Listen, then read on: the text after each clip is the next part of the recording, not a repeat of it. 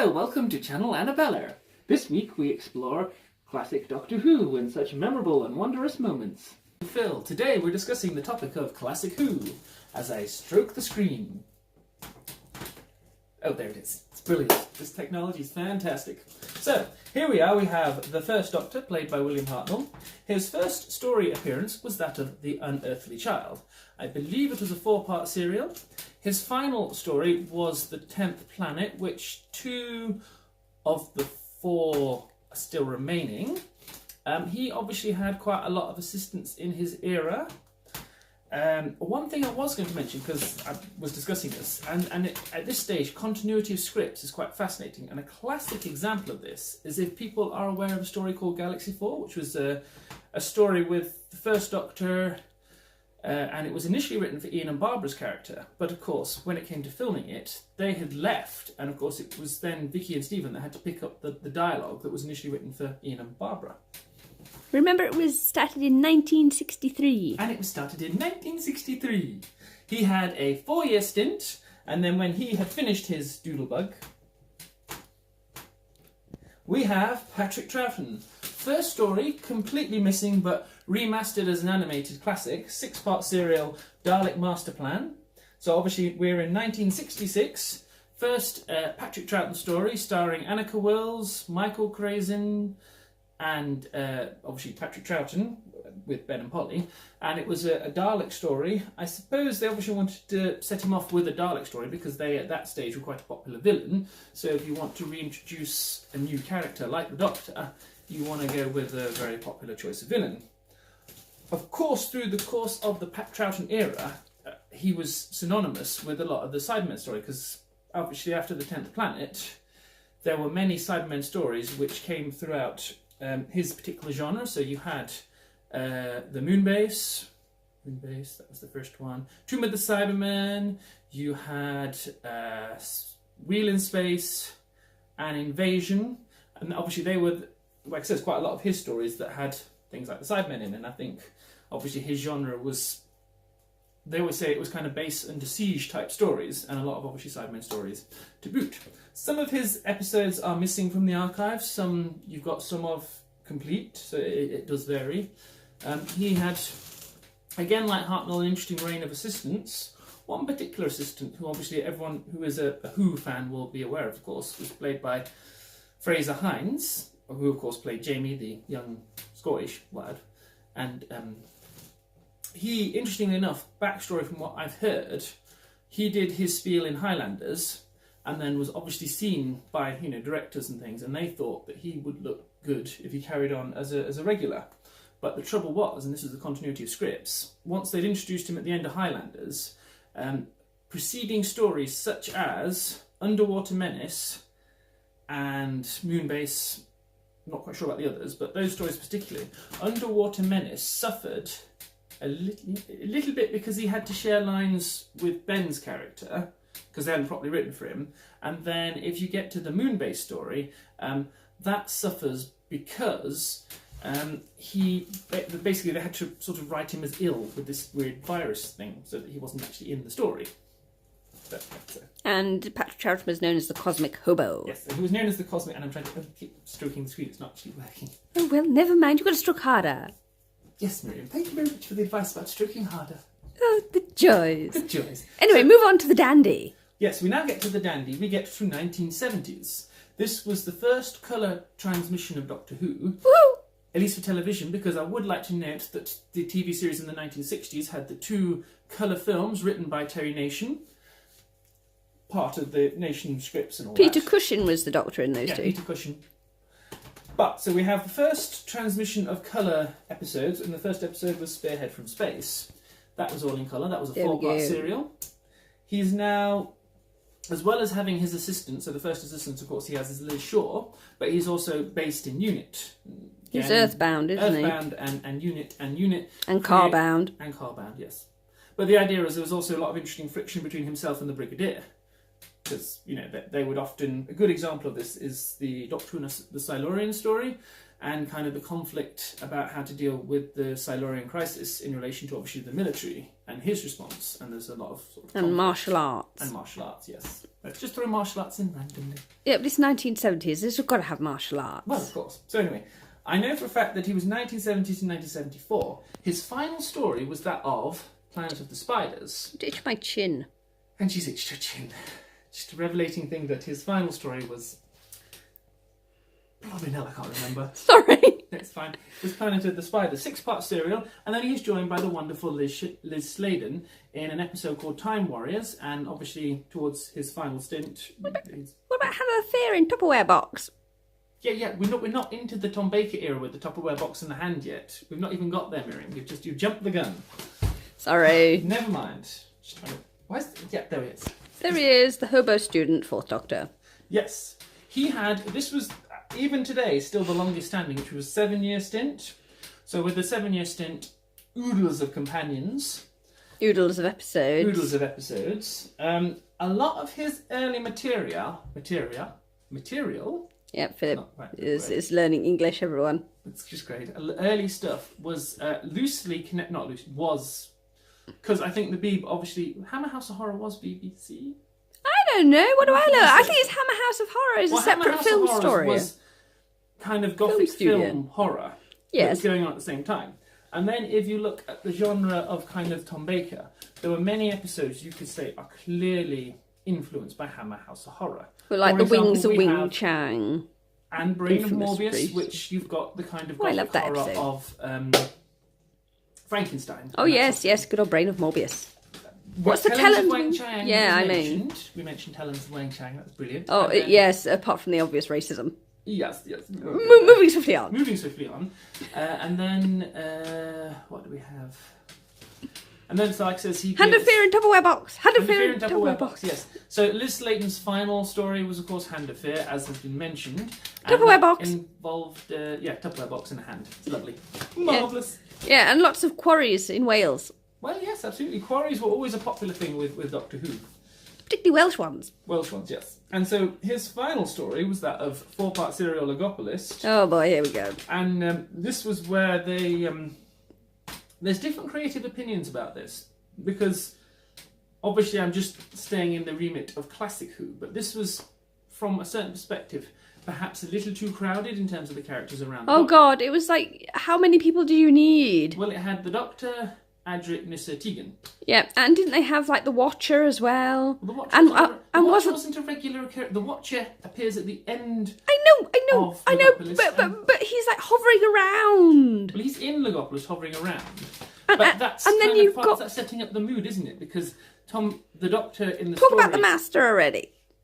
Well, obviously, I should mention the Master, because obviously, predominantly... Oh God, I've got it all jumbled up now. Well, just go back to Dandyland. Didn't mention him in John Pertwee era, but basically... Good old Roger the Delgado. predominant villain for, obviously, John Pertwee's era was the Master. Was the Note appearance of Philip's Roger beard. Delgado.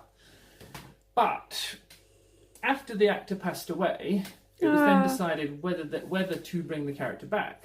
So in Tom Baker era, you had Deadly Assassin, where the Master is brought back in a kind of wraith-like form, quite scary looking. It was quite awesome though. It was awesome but scary.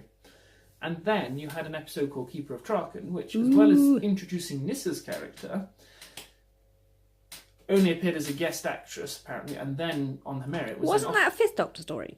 No, Keeper of Traken was Tom Baker. Oh, because he had he had to meet Nyssa before she was travelling with the 5th Doctor. Yeah, and that's when they ended up with the how many companions can you fit in a TARDIS sort of scenario. But I think the thing, going back to that, and you look at kind of the way the classic show operated, it was almost as if last minute... I'm going to have to break the convention, but if you look at New Who now... You can't talk about New Who in a classic Doctor Who. I'm sorry, I've got No. Just let me make my point. Which is He's going to make his point. I would imagine when Russell T Davies had his scripts for the first season of the New Who, he'd got his continuity and he'd got everything down to a T. So he knew that obviously Rose's character was going to obviously join at this stage, carry on for the preceding series. So certain things that were obviously important and even if they introduced Jack's character, that he knew that was going to happen. So he'd written all the scripts, got all the dialogue, everything fitting perfectly. That didn't happen in Classic Who. This is where I'm coming to. And so you look at kind of Nissa's character, brilliant character and well done. But I think the problem with the continuity was They crammed too many people in the TARDIS.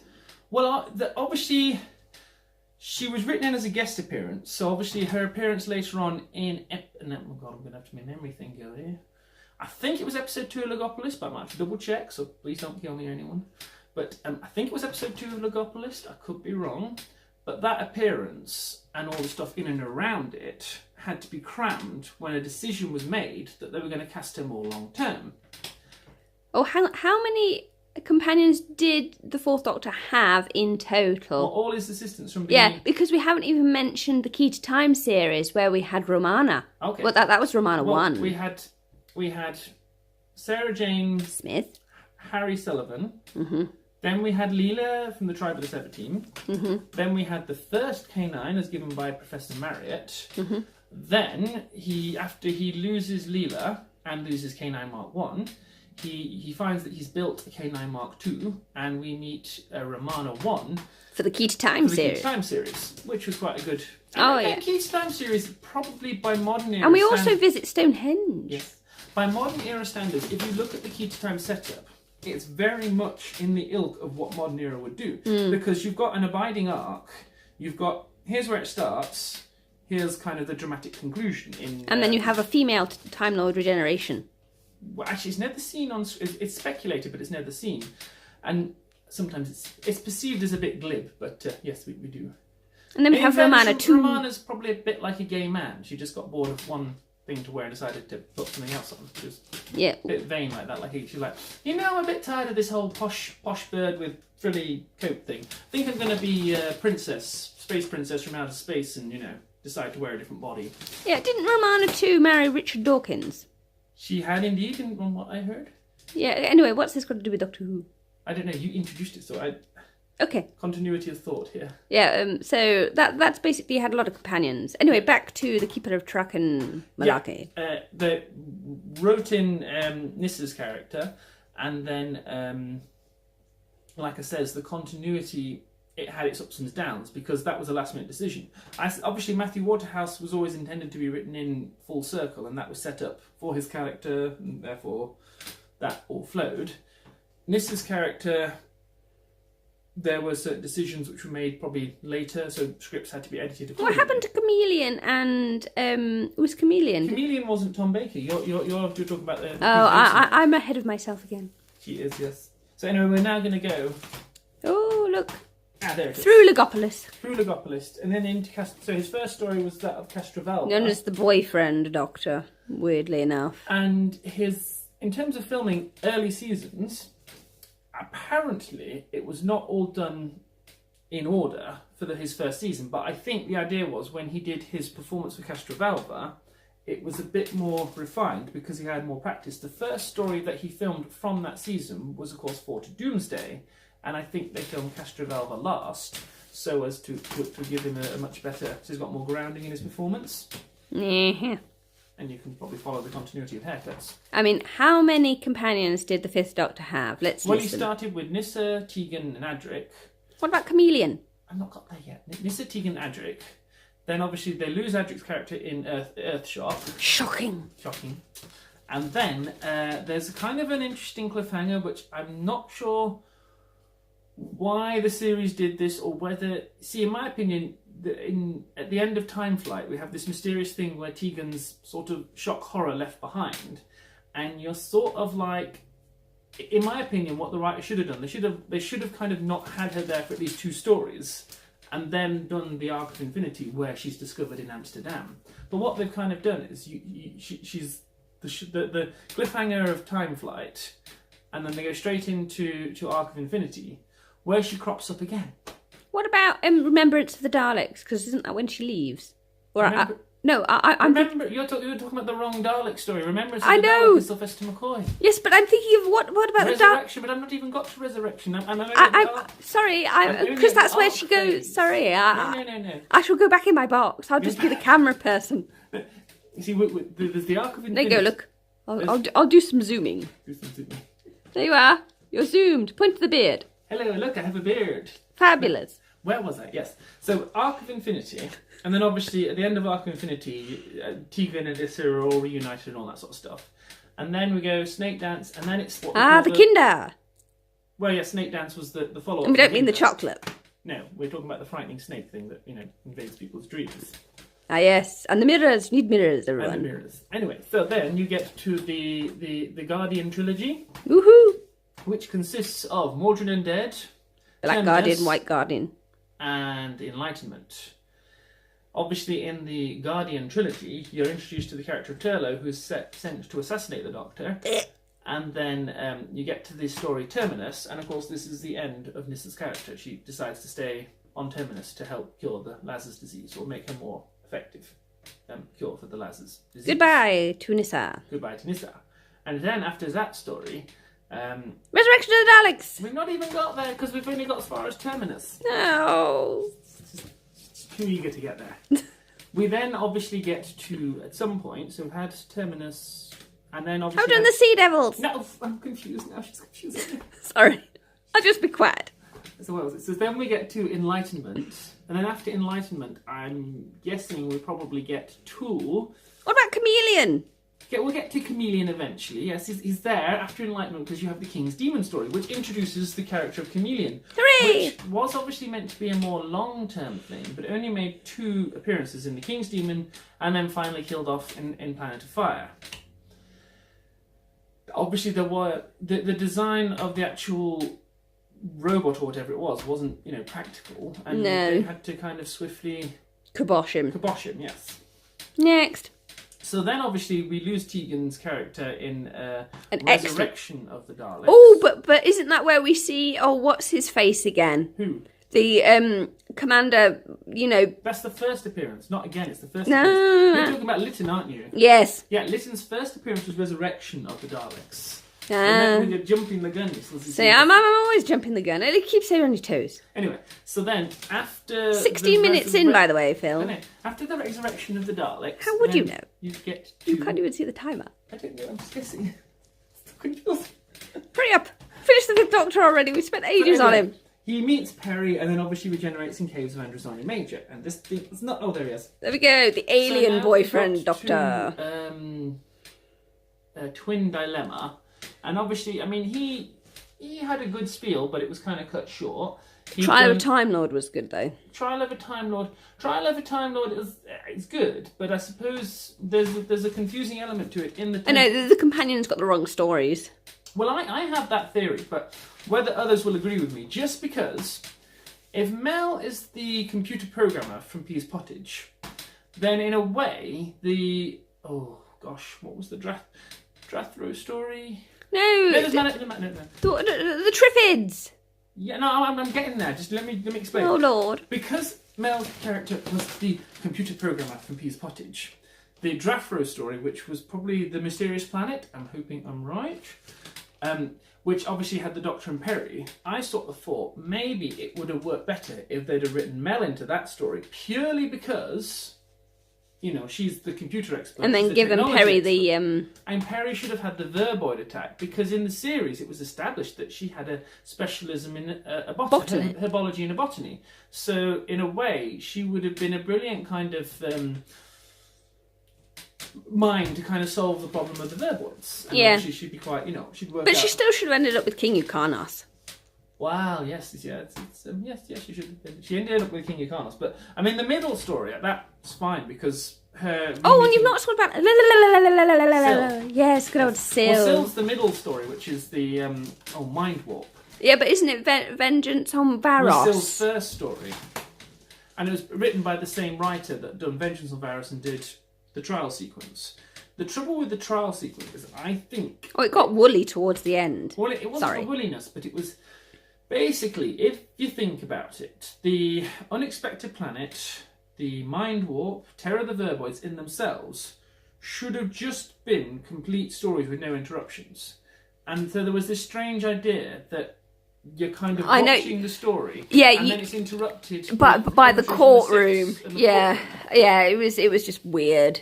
So I think. That And we was had the to trust the Matrix, didn't we? Or the idea that the Matrix was somehow lying, but again, we don't know what had actually happened there, so it's a bit Okay, confusing. moving on. So then he regenerates, Yeah, goodbye, Rainbow Coat. and we have the seventh. The Mastermind Doctor. Seventh Doctor was good, but I think my criticism, and I think a lot of people might feel this, that Time and the Rani as an opening story, for whatever reason, the look wasn't good. No. Holes in the writing. But it was nice to see the Rani again. It was like, yes, you make it sound like a day out to the shops, Miriam. It's nice to see the Rani again. Yeah, but it I'm being was. critical, and then she's like the dear aunt in the corner saying, oh, it's nice to see the Rani again. Lovely, marvellous. Yeah, apart from Mel and the screaming. And dressing up like Mel, of course. Oh, God. What I do in my spare time with the ginger wig. Ah, yes. Moving on. Moving on. Move on to So- the best bits. His highlights were Dragonfire, Ghostlight, Remembrance of the Daleks, Silver Nemesis, Curse of Fenric, Survival. But I would like to add, Oh, here we because Neil go. hasn't put this in there, and I think it's a debatable story. And again, sometimes this is how Doctor Who is. So some people like one lot of stories, others do. Miriam did not put Happiness Patrol, which is one of my personal favourites, but perhaps did not sit well with Miriam. No, I just thought it wasn't sort of like one that everybody would sort of know. They may not, but obviously I'm putting it there I'm putting it there in the mix, good well, stories. yeah, because yeah, it's true. It was written with some quite high concepts, and if you actually kind of look at the story itself, You missed the circus one as well. I'll go back to the sex one. It's a good one, but I'll go back. I'm gonna Yeah, the Seventh Doctor did have some very good I'm stories. focusing on Happiness Patrol here, people. Okay, well, hurry up with the Happiness Patrol. You're taking ages. You keep bombarding me with different thoughts. It's difficult to know what to do. Anyway, so with the Happiness Patrol, Get it's on with quite it, man. Interesting, because there are many things, obviously, in the Happiness Patrol when you actually scratch the surface that the story itself could link to. Obviously, you could look at I have like, knee the ache. apartheid situation. Yeah, that's because true. There's the divide and the apartheid. You could link it perhaps to aspects of gay pride, because you see obviously how one group in that society are outcast, and like I said, if you actually properly watch Happiness Patrol, there are so many things you could link it to. It's quite, it's a good story. A lot of There are visuals that Oh, again, boy, with boy, Classic boy, Who, boy, boy, boy. and it's like, And for the Candy example, Basset Man. Well, the candy, which caused a lot of trouble for the show apparently because of the similarities to The Basset Man. Candy Basset Man. Yes. I think it's kind of, it works as a metaphor, but it doesn't work practically. No. Just because if you're trying to design an executioner and he's made of sweeties, I'm just wondering how that's going to work in the long run, because Well, you could always eat him. yeah, you could, you get out of trouble, you can eat your assailant. Yum, But yum, he's yum, a yum, yum. beautiful metaphor, because what other kind of demon or monster really encapsulates the evils and terrors of Terra Alpha? Obesity. Here I am with just a brilliant analogy, and Miriam just, I'm just going to go on to the next slide now. Do you mind? No, don't. Because it's quite interesting about what you're saying about like the layers to the episodes. It is no. Because There they, were many because stories that had different yeah, layers, and because Fabulous Ghostlight Ghostlight was one, and some of the others. The other thing I was going to say about Ghostlight. Oh, good old Ghostlight. Ghostlight was something that I saw as a kid, but again, Did it terrify you? It did. Well, I was fine with it, but then the thing was, looking back at it as an adult, I'm questioning how much I really understood about Ghostlight, because actually, if you look at it, It's really how quite many creepy. things did they put into it? They have put it's the suffragettes because Suffragettes, of the relationship evolution. evolution suffragettes, because you look at Josiah and Control. Control, when you first see her, she's come out the lift and she's wearing the veil, and she's she's carrying on the floor. And then as it progresses, she's usurped Josiah, and of course she's holding him in a dog collar or something. Yes, Rather charming disposition. yes. There's a And lot. then that reference to the Doctor saying about all the Atlas being pink, which I never got, but of course is a reference to the Victorian Empire. Yes, it is. Rectus Van Cooper, who was, what was it? I'm hunting the rarest bird, the crown sex Coburg, and of course he's making a reference to Queen Victoria. Yes. So he's a madman on the loose, and he wants to assassinate Queen Victoria. In a Yep. nutshell. 'Cause What about Remembrance of the Daleks? Because that links quite well to Happiness Patrol in a way. Well, it does, because Remembrance was before Happiness Patrol, and of course the issue in Remembrance where you see the sign early on in Remembrance where it says no colours. Mm-hmm. is probably comparable to some of the things that you're dealing with in Happiness Patrol. And then you've got to talk about Silver Nemesis, because isn't that the 25th anniversary? Yeah, Silver Nemesis was the... It's gone off! Oh, lovely, stupid thing. Oh, hang on, we've got the wrong... Wrong side, there we go. Panicking me, she's panicking Ah! me. Miriam's having a nervous breakdown. Hurry up, you're at 24 minutes. Oh, right. She's been very strict on me. Where were we? Silver Nemesis, Silver Nemesis. 25th anniversary. Oh, that's lovely, brilliant, marvellous. Nazis and Cybermen meet. Well, it's kind of Cybermen, Lady Painful. You've got... Oh yeah, it's really important, isn't it? Because you've got Fenric cropping up. He doesn't crop up in Silver Nemesis. Yes, he Not in does. Silver Nemesis. Yeah, he's linked to it. He's linked. Oh, yeah, he's linked, sorry. You're right. Yeah, He doesn't personally... It's like the crack in the wall, only better. He doesn't personally appear. But Sorry what for the he new was trying to Who say link. Was basically, because what was he saying? Lady Painfort's study. He Yeah. mentioned Lady Painfort's study. Yeah, the when he chess has that speech pieces. At the end, Yeah. chess pieces. So, all right, yes, you have that one, Miriam. I was going to do Lally, and I'd forgotten what you were talking about. I thought no, it's gone a bit do Lally there. Are we going to like take Curse of Fenric now, or do you want us to do Curse of Fenric then Survival, or... Let's do Curse of Fenric because we're doing order. Yeah. Curse of Fenric is another story like Happiness Patrol, which is just crammed with... Oh, context, it's one of the best subcontext, you Doctor Who name it. episodes ever. I mean, given the... There's a lot of adult theme because obviously, It is. It's hugely. for example, the... Ancient one. Thank you so much for the ancient one. The Herbivores! It's so difficult to get a line of thought. What I was trying to say is, for example, you know the young ladies that then go into the sea? The Herbivores! That lulled into the sea. Oh, I love Curse of Fenric. Everybody should watch it. And I'll obviously give Links you to Norse mythology. Oh, yes. So anyway, Maiden's Point! the young ladies that then go into the sea. At Maiden's and Point! Maiden's Point. Note the maiden in the Maiden's Point No, film. in the Maiden Point. And then obviously the soldier on the shoreline, Sirens. sirens, and the way that they kind of lull him into the sea. The and the soundtrack way is that they brilliant say as well, by that the way. The sea is very warm, and you've got a lot more kind of Connotations. connotation of a sexual nature. And the soundtrack plays into that as well, actually. Oh, yeah. Looking back, yeah, it's got a good soundtrack. Oh, and the whole Dr. Judson and Well, interesting Link. backstory though, because with the school tie and whatnot. and an interest because another reference to the Dr. Judson and Millington thing is in the story. Dr. Judson is a character that is disabled, and the idea was that in some way he was trapped by the society. And I believe if you The school tie. the original writer actually wanted to play out the idea that he was trapped by his sexual orientation because they wanted Dr. Judson to be like I can't think of the name of it.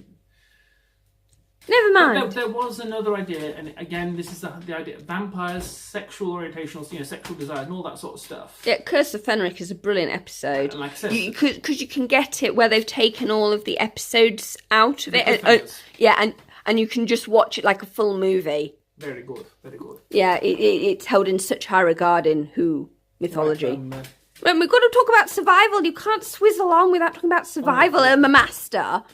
okay, yes. So Sorry the for final, spoilers. The final of Sylvester's era And Classic Who. and Classic Who was a 4-part serial called Survival, which was the end. It was here's the thing with Survival. It is a good story. It is written well. And it sums everything up. It sums everything up. There, I guess, if I'm going to be... A lot of cats. If I'm going to try and be sort of holistic... He's being holistic. Again, the same argument about Survival perhaps is the same argument about Happiness Patrol. They have ideas about things. How ideas are brought to life are interesting. I think... That was the 1980s, though. The Cheetah People Overall, costume it's was the very technology. bulky. And in a way... You see what they do with New Who, and they make cats more human.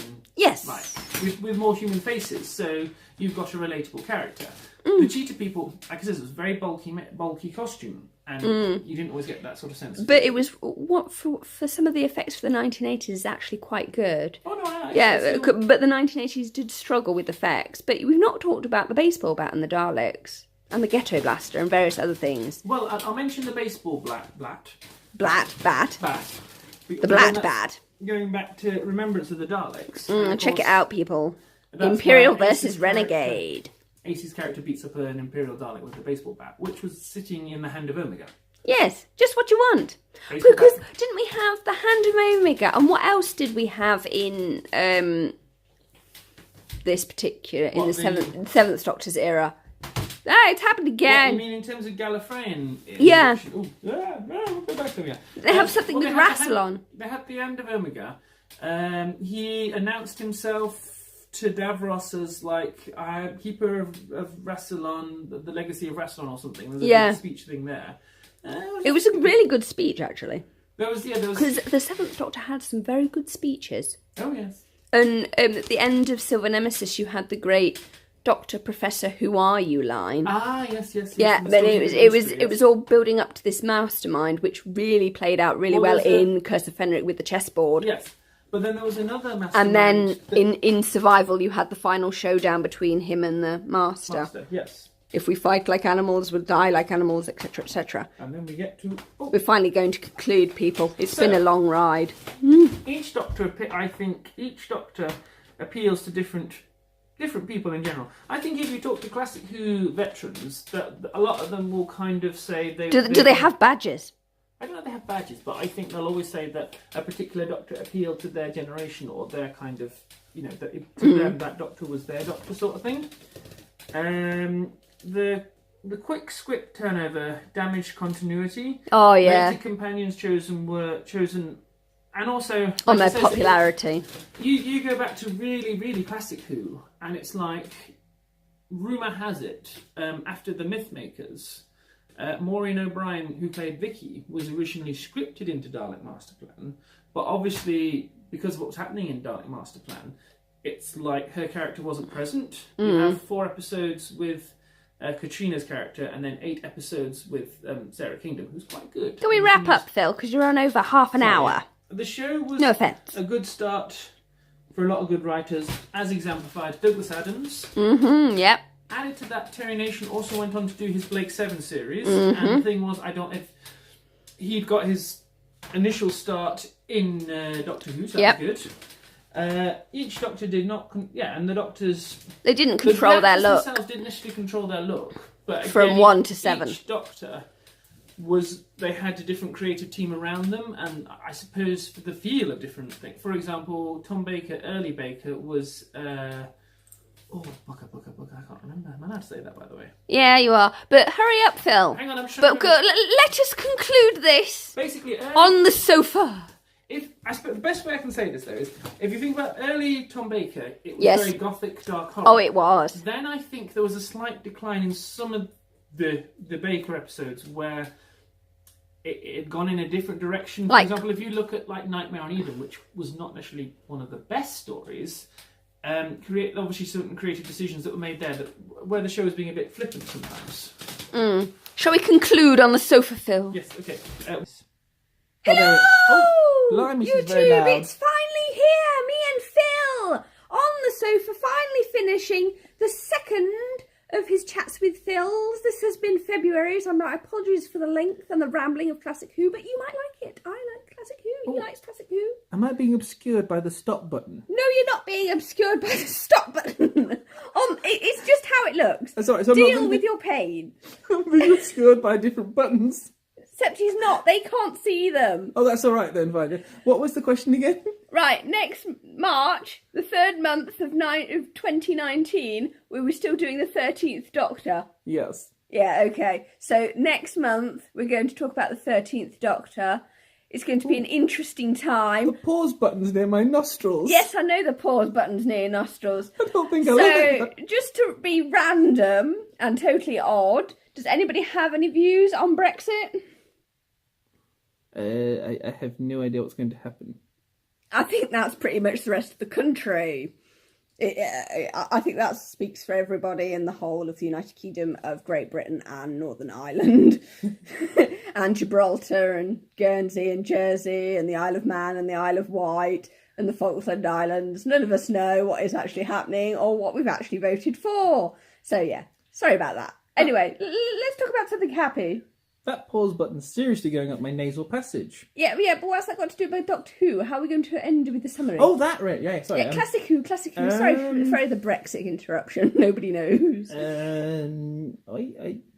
I think you have kind of a living, breathing social commentary. If you look at like how many decades, I'm because a it was. walking spot, Dr. Dark. Oh, good lord! How do? Yeah, well, look, we got Walking Braille over here. Walking Braille. What I can read Braille, you know. Yeah, basics language, Sure. mathematics. Whatever. Anyway, summarise Doctor Who, Phil, and finish it so that we can close this video and say goodbye to the YouTube population. In a nutshell, Oh, here we go. given the length of the show, you don't really have in other TV shows, not necessarily. Although actually you do, and that'd be interesting. For Should we example, review Star Trek? well, why not the Golden Girls? That's quite a good TV show. Yeah, we could do that in April. Do the Okay, Golden so Girls. March is the 13th Doctor, and April will be the Golden Girls. Yay! Are you happy about Let me that? guess. I'll be Rose. You can be. Now, who is the big tall one with the deep voice? Wonderful. Thanks, Phil. Okay, right. So bye-bye. Say bye-bye to the YouTube world. Bye-bye. See you next month with more Chats with Phil, episode 3.